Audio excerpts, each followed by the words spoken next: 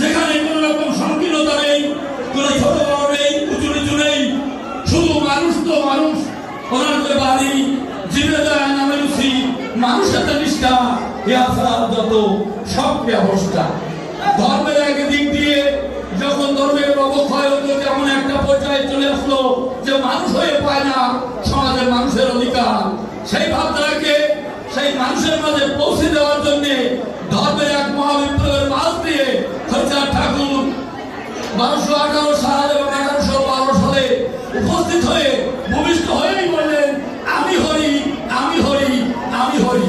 তিনবার বলে জানান দিলেন, জগতে ভয় নাই, আমি এসেছি, তোমাদের কোনো ভয় নাই।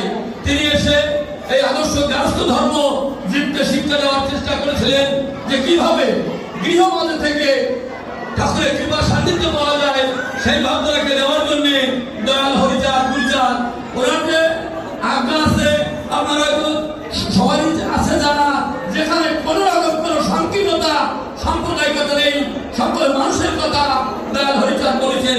সকল ধর্মের অবতারের ঊর্ধ্বে যদি একটা কথা আমি ঠাকুর বলেছেন, চরিত্র পবিত্র ব্যক্তির বলে তোমরা কেউ জাতিভেদ করবে না, এই একটা আজ্ঞা দিয়ে সমগ্র বিশ্বকে জয় করা যায়।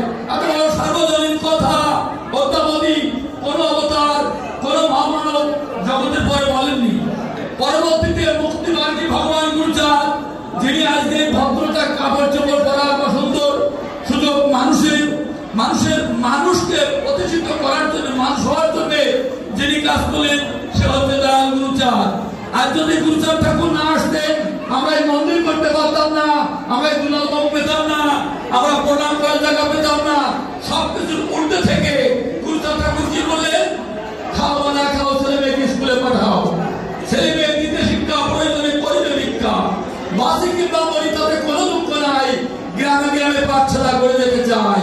মোর পিতা হরিচাঁদ বলে গেছে বলে, অবিদ্যার পুত্র যেন নাহি থাকে বলে।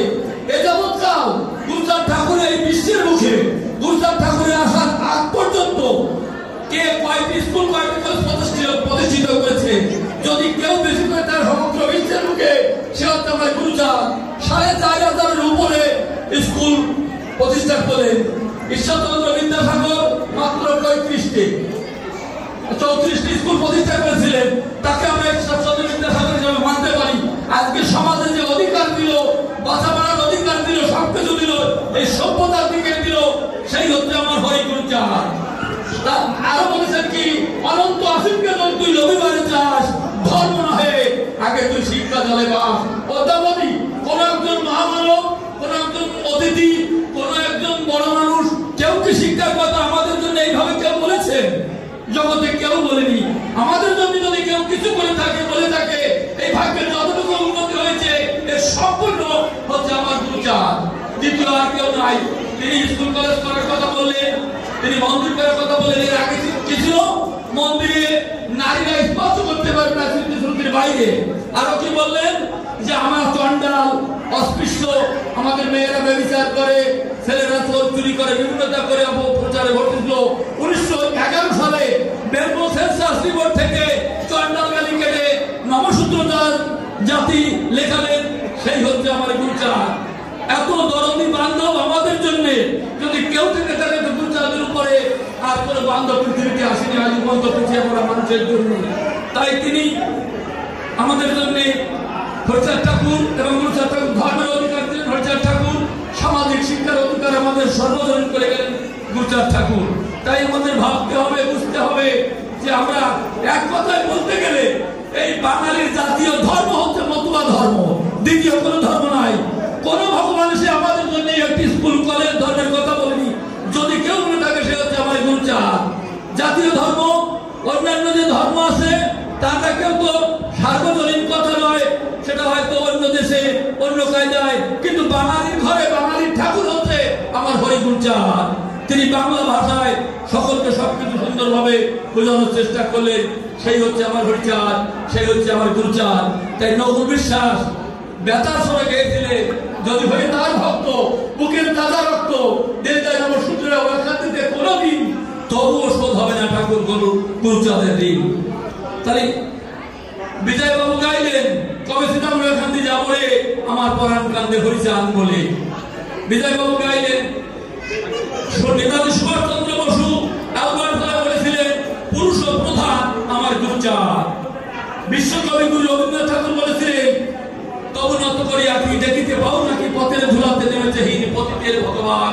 হরিচাঁদ ঠাকুর সেই পতিতের ভগবান। মহাত্মা গান্ধী বলেছিলেন গুরুর প্রধান। কিন্তু তারা বলতে পারেন, আর আমার নবগণ সন্তান যারা তারা করে হয়েছেন গুরুচাঁদ, ওরা মানসিকতা করে না, এরা লক্ষ্য দেখেছি। তাই আমাদের ভাবতে হবে, বুঝতে হবে। ওরাকান্দিতে যখন মোদীজি এসেছিলেন ভারতের প্রধানমন্ত্রী, উনি বলেছিলেন স্পষ্ট ভাবে এই ভদ্রতা সভ্যতার দিকটা ফিরে দিয়েছেন আমার হরিচাঁদ, আমার গুরুচাঁদ। তো যাই হোক, আমি আর কথা বাড়াবো না। আমরা চেষ্টা করব আমরা হরিচাঁদ গুরুচাঁদের আদর্শ লালন করার, পালন করার, হৃদয়ে ধারণ করার চেষ্টা করব। তো যাই হোক, সবার চরণে আমি সভাপতি প্রণাম জানিয়ে আমি যে কটা দিন জগতে থাকি যেন হরিগুরুচাঁদের কথা বলতে বলতেই যেন জীবনলীলা সমাপ্তি ঘটে, এই প্রার্থনা সবাই চরণে রেখে সবার মাঝে হরিপ্রেম জাগরিত হোক, এই প্রার্থনাকে কথা বিশ্রাম রাখছি।